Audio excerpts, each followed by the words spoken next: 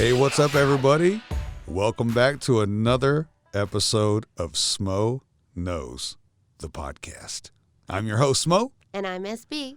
And today we're going to be talking about our child, I guess. Our love child. Our love child. My book. Yes. My Life in a Jar, the Book of Smo.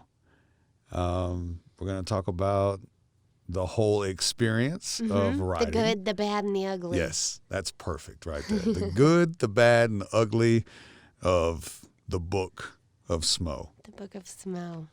Writing the book, reading the book, living the book, everything about the book we can share. Our experience with the book. Yeah. And if you want to write a book, maybe some tips and pointers. Yeah. I mean, because things to consider. There's nothing stopping you from writing your book if I can write mine. Absolutely. That is for sure. I would encourage everyone to at least go through the steps of writing a book, maybe preparing to write a book, because that was extremely therapeutic. Lots of perseverance. For some. It's therapeutic for you. It was very therapeutic for me just to get, I think once you get through your timeline, when you've lived for 43 years, there's a lot of stuff that's going to happen regardless of what you do. Even if you just sit still in one place, 43 years of activity around you is going to generate a lot of stories. But for someone that was moving at a high rate of speed and a high rate of volume, in some uncharted territory, like myself, it was very therapeutic.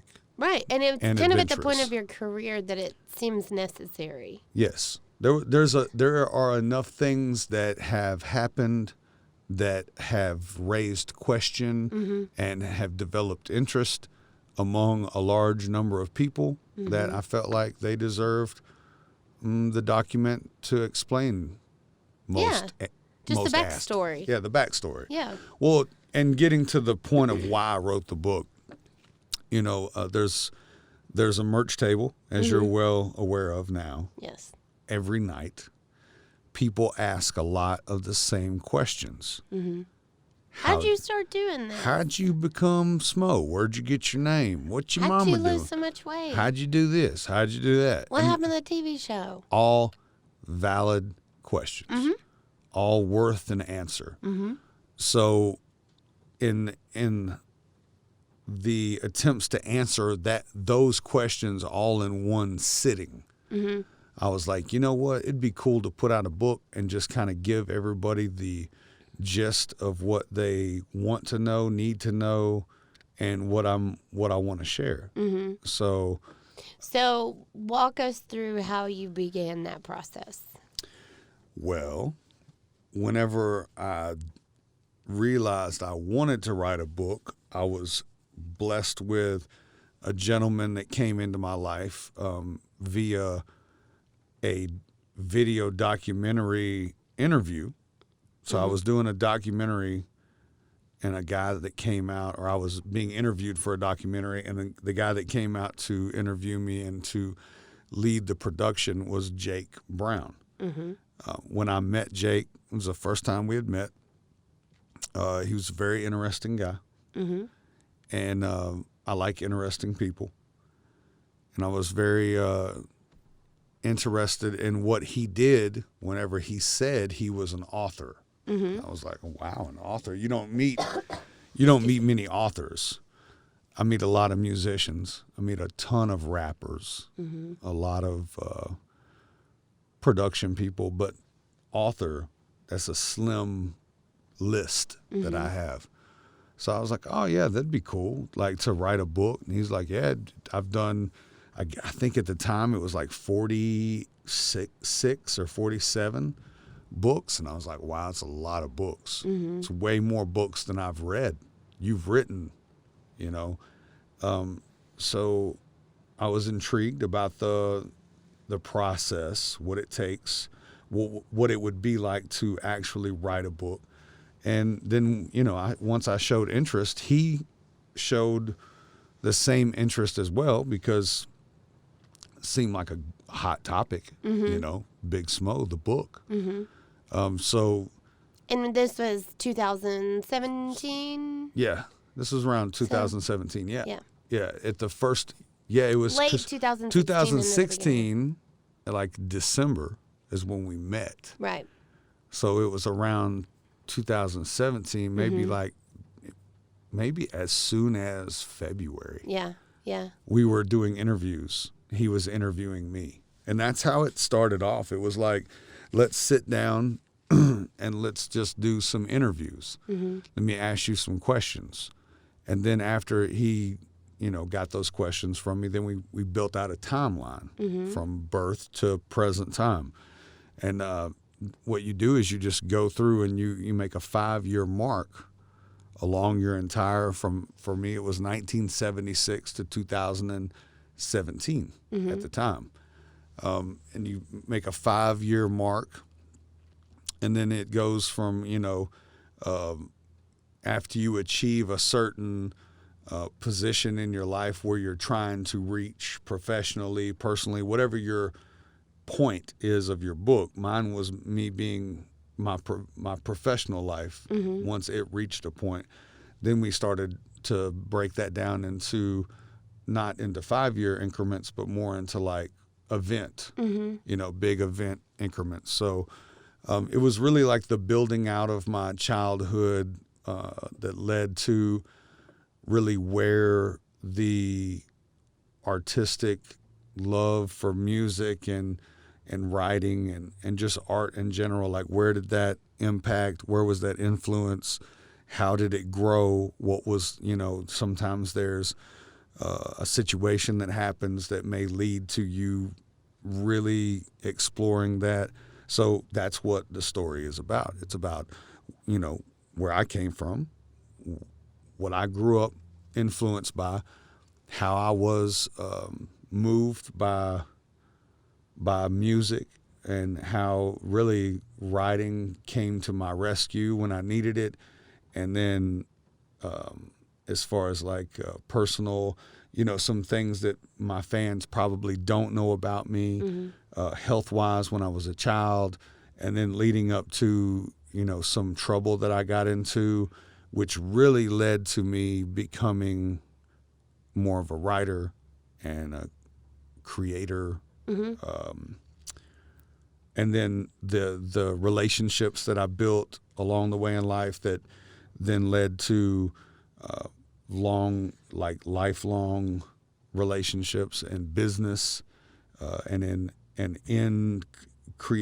being creative, like whenever I met O-Rig, and how he was such a big influence on not only my musical life, because a lot of people would think that O-Rig was just a big influence on my musical life because it's like when the rapper met the DJ, but a lot of people don't understand that O-Rig was a big part of me probably changing my life from being a little wilder to more like focused on my craft. So and then my relationship with my mother, my father, my brother, some big influences along the way, Your book does something unique that a lot of autobiographies and just a lot of books in general don't do.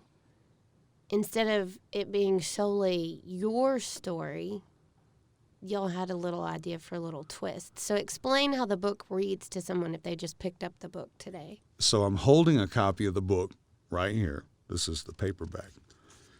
And you'll notice when you get into a few pages into the contents, rather. It would be page 9 of contents. That's what IX is, right? Okay. So page 9 of the contents, you'll notice that there's a guest list. Pretty much like a guest list like what I would have at a club or a venue or a show, any kind of event where I had people that I knew that were coming to be a part of the event or to show up to watch or whatever. So there's a guest list in the front, and it's about 31 actually people on the guest list. And what we did is we interviewed, or Jake interviewed, these 31 people for my book. And you get to hear along the way, the story that I'm telling, not only from my point of view, from my mouth, but from the guest list as well. And we've got, everybody in here from, like I said, my brother, my mother, my high school friends, family friends, O-Rig, Haystack, even like Jeff McCool and Charlie Bonnet, those guys from early in my career, my boy Relapse, people that I still work with, like D-Ray, the Clay from the Lax, Demon Jones, Bird from the Bandits, to people that I don't work with anymore, like my old manager and some of my old booking agents, some old band members, some co-writers that I wrote some great music with. Just a great, really, it's like a cast. I just call it the guest list. So your book is unique that it's not only you providing the narrative, but your mom speaks, the girls speak. So it's really cool. Stephen Ladybugger in it. My old bus driver. So, yeah, it has. So it's like a group of people telling my story that that are like talking about it right along with me. And I was trying to find a page to read, something to read out of here that maybe. Okay, so here's a good example. This is on page 22. This is my best friend in high school, Andy, talking here. He says, the first one that we put a bomb in probably blew up 100 feet from the house. It twisted inside out and looked like Terminator 2. We loved that so much that we decided to keep going until we ran out of bombs. So that's from Andy. And then it picks up with me next saying, we targeted the fancy mailboxes with the bricks around them. Andy drove while I hung out the passenger window, sticking a bomb in each of the boxes. I lit the fuse, and Andy drove far enough away where we could still watch the boom. A fireball and mushroom cloud exploded out of the hole where the box had been.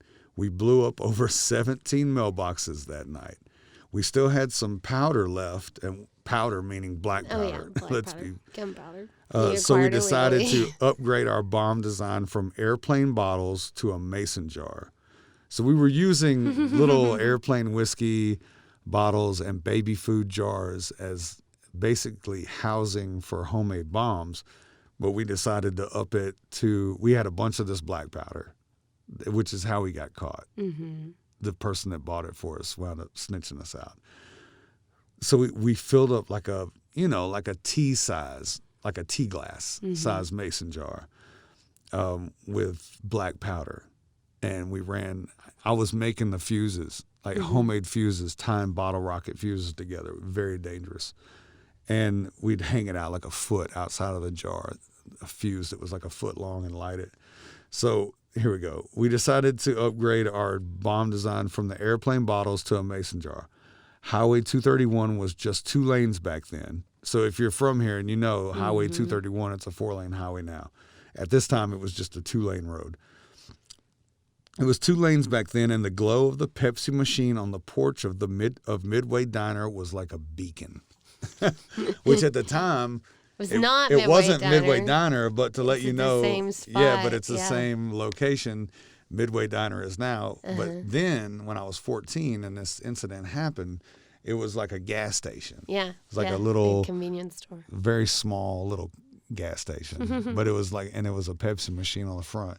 And so that just goes to show, it's like that's a great example. It goes from Andy telling about what we were doing, and then I pick it up, and then next it goes to somebody else, and then back to me, and then somebody else. And it's, it's called My Life in a Jar because I didn't give you, nobody wants to hear about your entire life.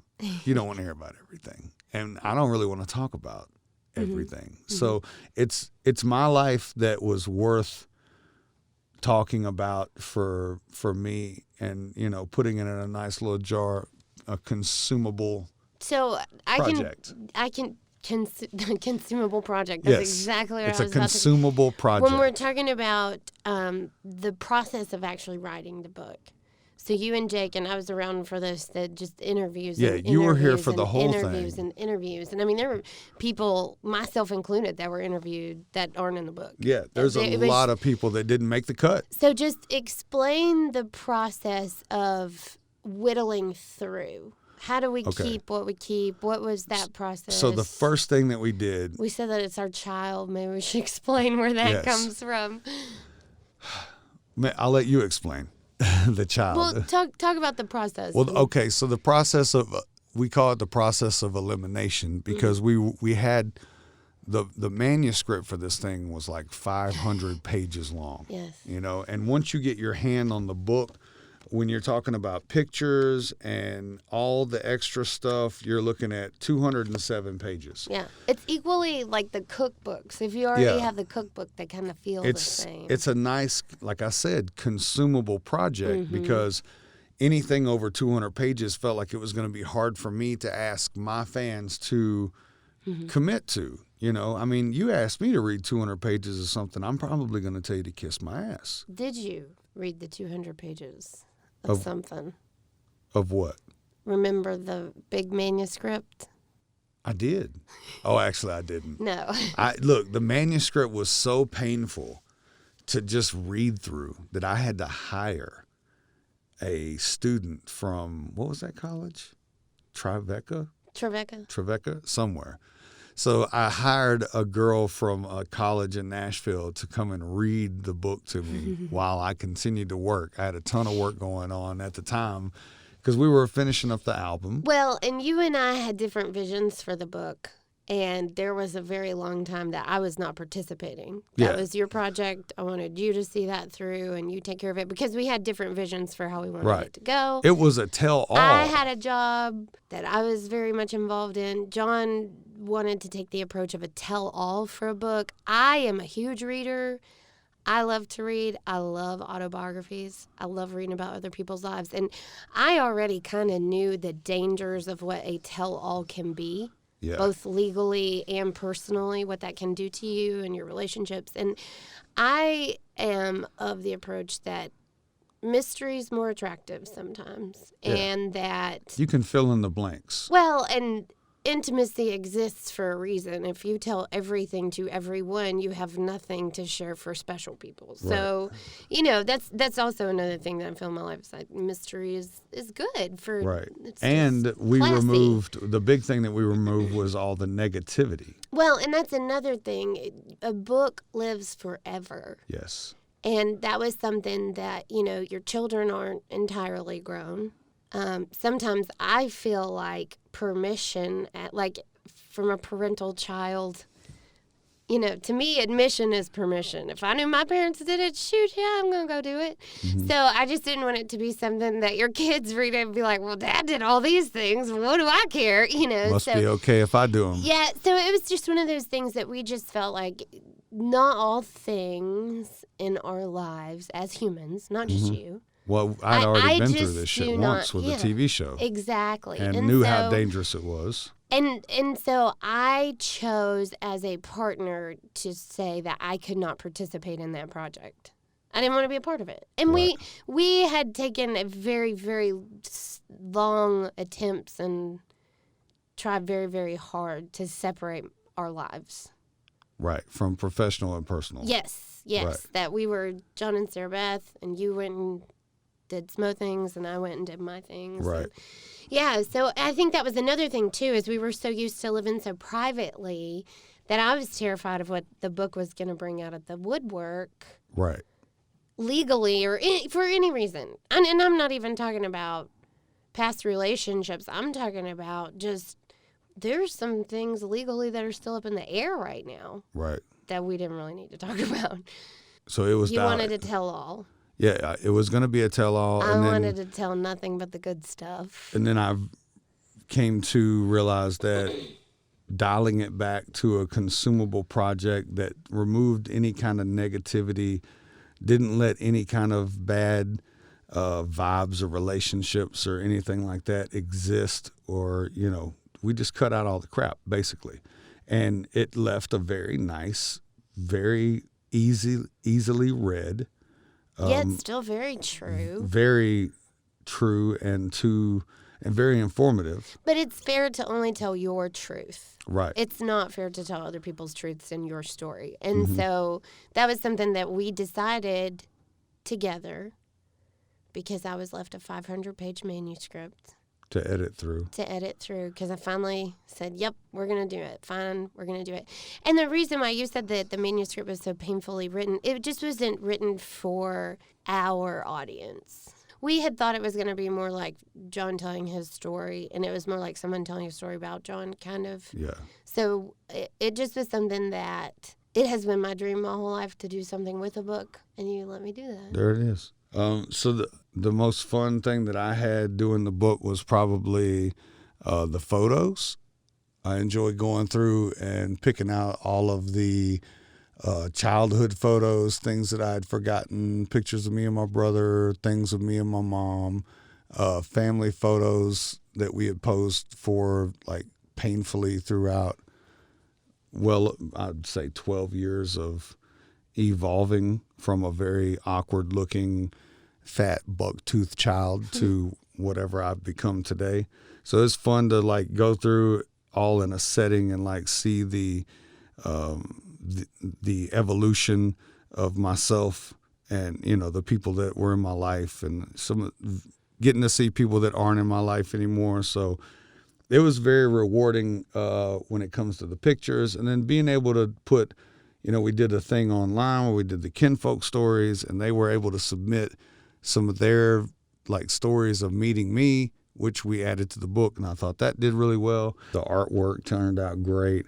It coincides with the cover of the album. This one's for you. There's like the picture that's on the album is on the cover of the book inside the jar. So there's some little, always try to do something creative in the sense of like, here's a little thing that carries over to this other project. See if you can find it. What's been your favorite thing about doing the book?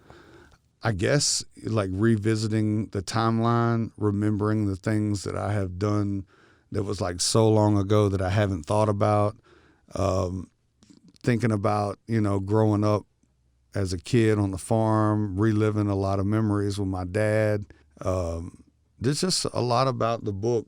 Like I said, the photos was a big deal, you know, because now I've got all those photos out and in one place and just, you know, documenting my life. There's a chunk of my life that now will live on forever. You know, even when I think in the process of doing the book, I had thought a couple of times about if something happened and we lost power, you know, like the world lost power. There was no sun. There was no, now everything, the batteries are dead and there's nothing, but there's still books. And I get to live in that pile of never-ending shit. Yeah. Of information in a book. So I think that's kind of cool. So as one that is not, you said you're not much of a book lover, but now doing this, have you found a new appreciation for the book world, book fans? I think that it's very rewarding in so many different ways, and I haven't even had one single monetary reward come from it. I have several copies of the book for sale.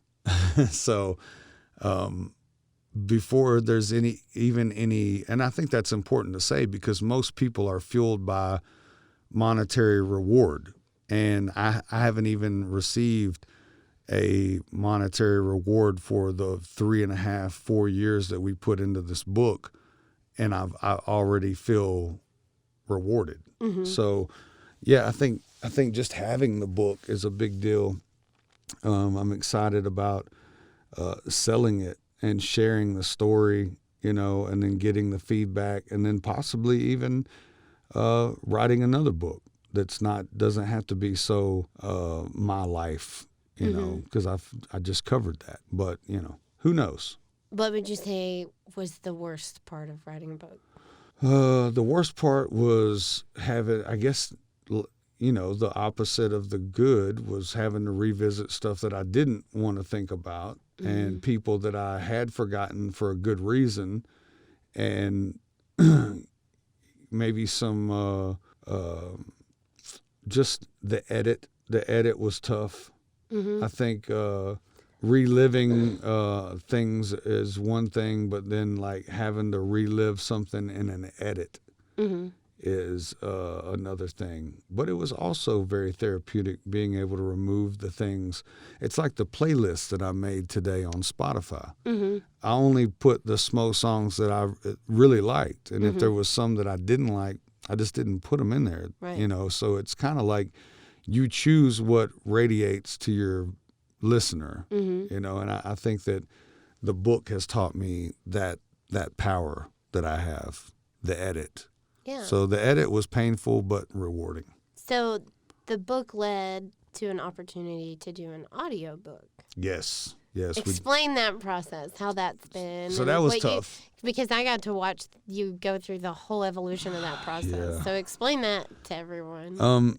You know, I really love writing music, and I love rapping and recording and doing the production and everything in the studio.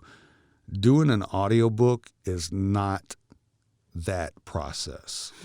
It is completely opposite. And if there's one thing that I learned that was more valuable than anything, was about myself in reading. I don't read well if it's the first time that I read it. But I think that's something, too, that is valuable that we found out about you through all this. Because I've always picked at how you spell and stuff.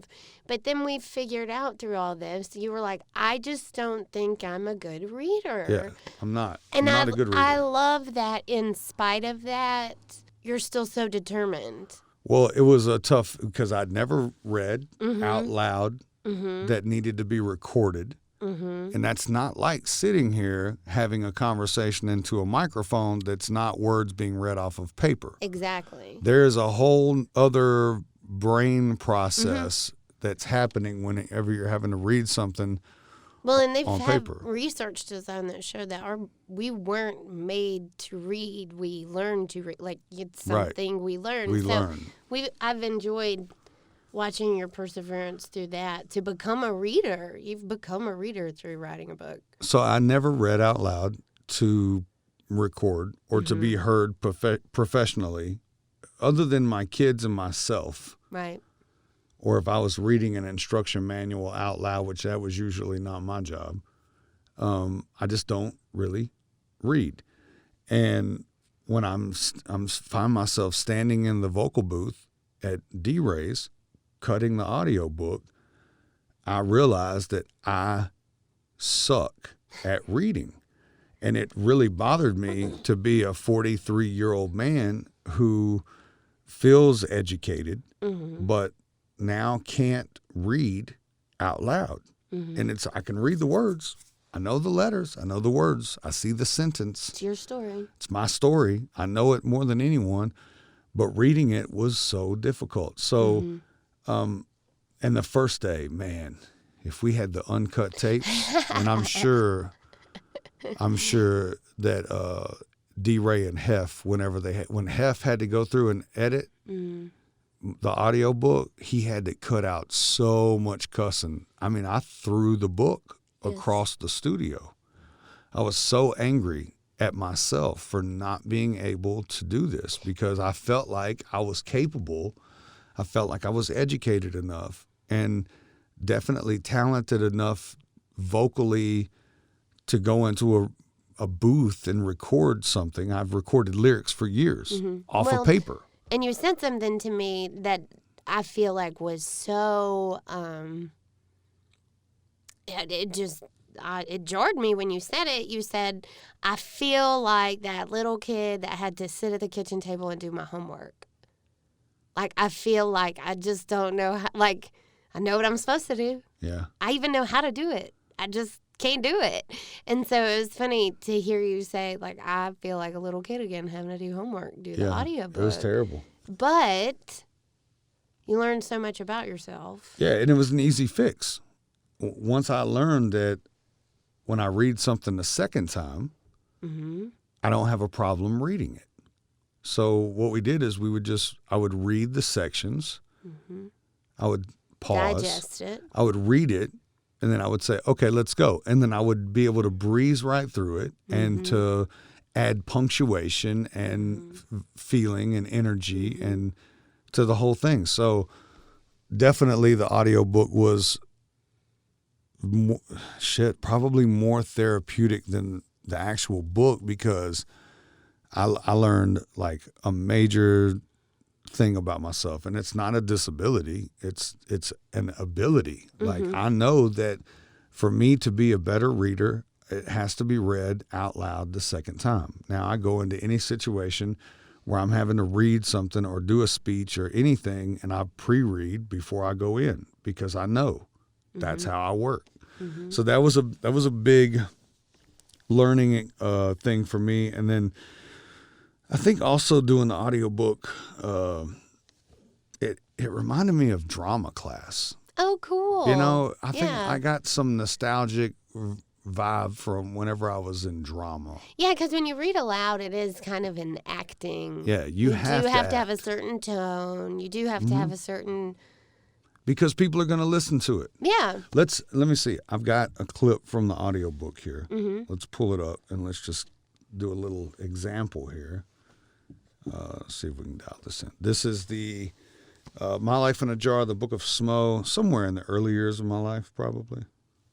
He got me into Grandmaster Flash, Run DMC, and the Beastie Boys. I love the Fat Boys. Hell, I thought I was one of them. We also liked a lot of rock, so when Def Leppard came out with Pour Some Sugar on Me, I used to perform like a rock star. My aha moment happened when Vanilla Ice first hit with Ice Ice Baby. I had an epiphany. Wow, a white boy can do this? I love Vanilla Ice. He helped light that hope in me way back in the day. I caught the bug for rhyming, and as hip-hop grew, I grew up right along with it.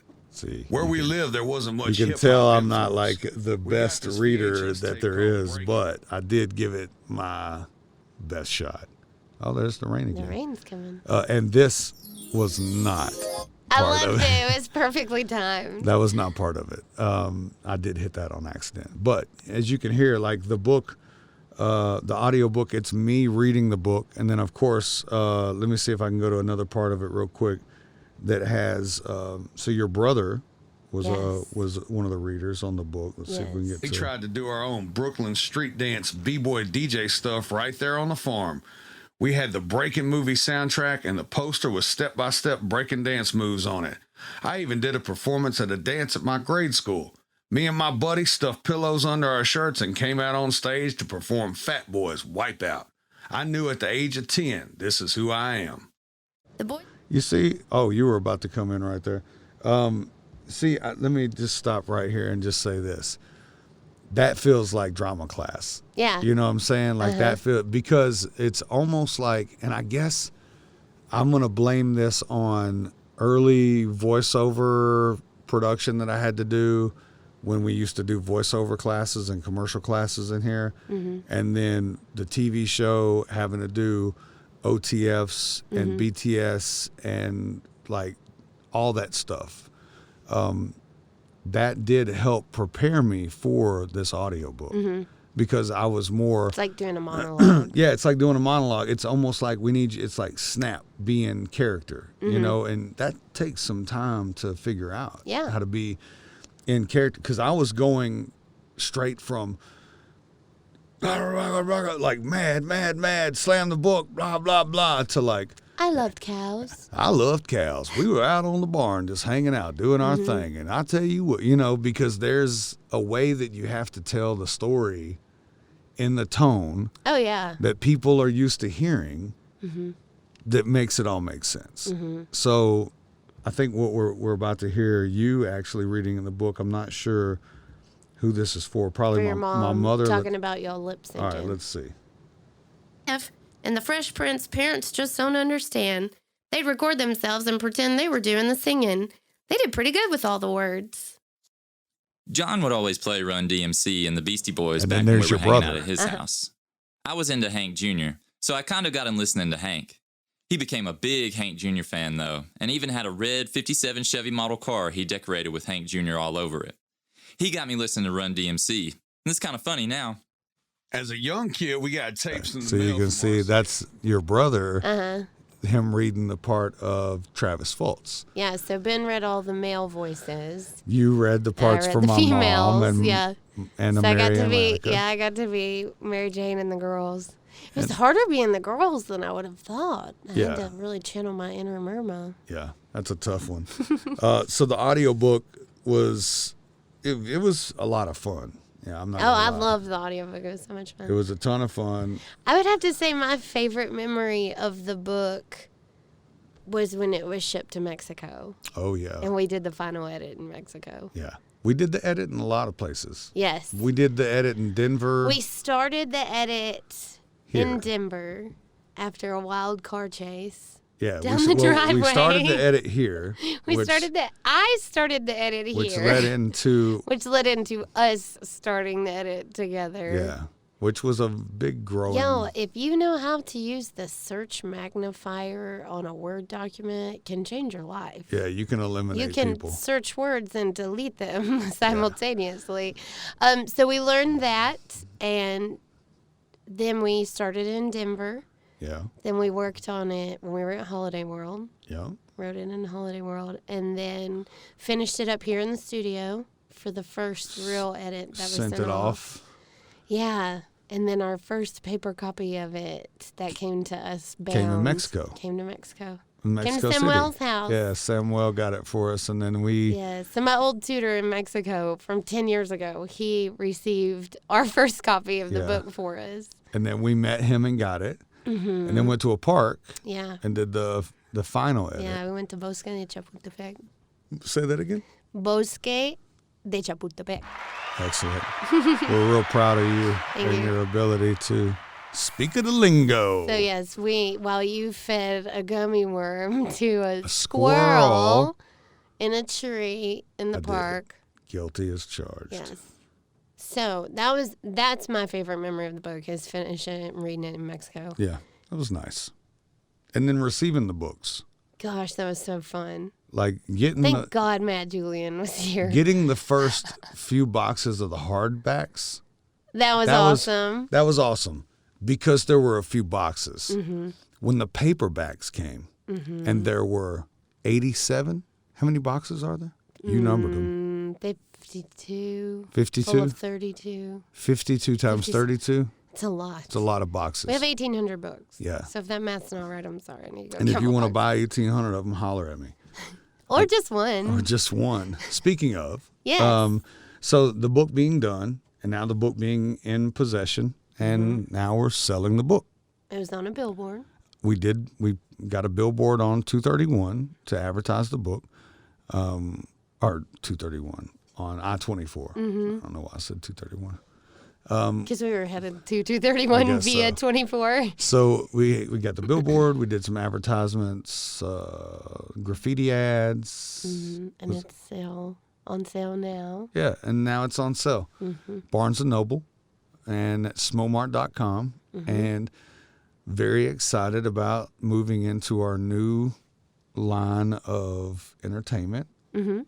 Book signings. Book signings. Yeah. I've been touring for a long, long time. And let me be clear. I love to tour. I love a good show. I love a good crowd. I love a great sound system.